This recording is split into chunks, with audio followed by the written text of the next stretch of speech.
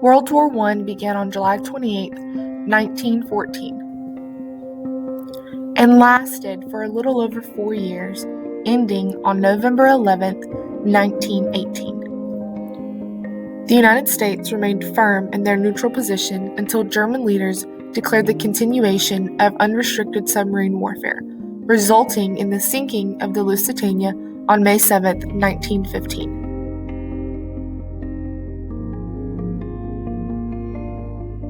However, in January of 1918, a telegram was intercepted from Germany intended for Mexico, trying to convince Mexican leaders to attack the southern border of the United States.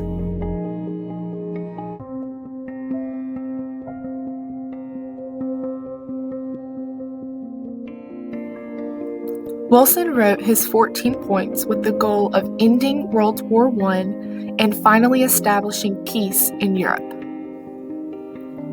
Points 1 through 4 set foreign policy standards for all nations.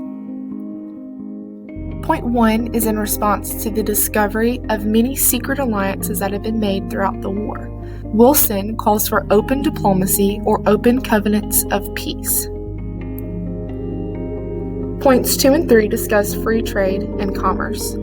Point 2 calls for freedom of navigation upon the seas, while Point 3 requires equal trade conditions among peaceful nations without economic barriers.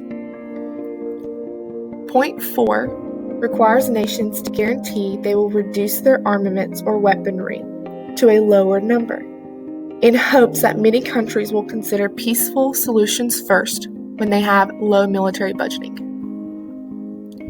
Point 5 requires that empires such as the Austro-Hungarian, German, Russian, or British empires be dissolved and for new national boundaries to be drawn. Wilson's fifth point, as well as points 6 through 13, are based off of the idea of self-determination. Self-determination is the concept in which citizens can form their own boundaries and choose leaders for themselves. Points 6 through 13 are specifics on how self-determination can be achieved. Wilson's 14th and final point addresses the mutual cooperation of all nations. Wilson wanted a general association of nations to be established. In the end, 4 of Wilson's points were accomplished. Belgium and France were restored, Poland became independent, and finally, the League of Nations was established. Due to public opposition and the United States' policy of isolation, Congress never approved the Treaty of Versailles, and the United States never joined the League of Nations. Even though Wilson was a key architect of the Treaty of Versailles, France and Great Britain still dominated the peace talks. Eventually, the terms and conditions that are decided will lead to resentment and eventually the Second World War.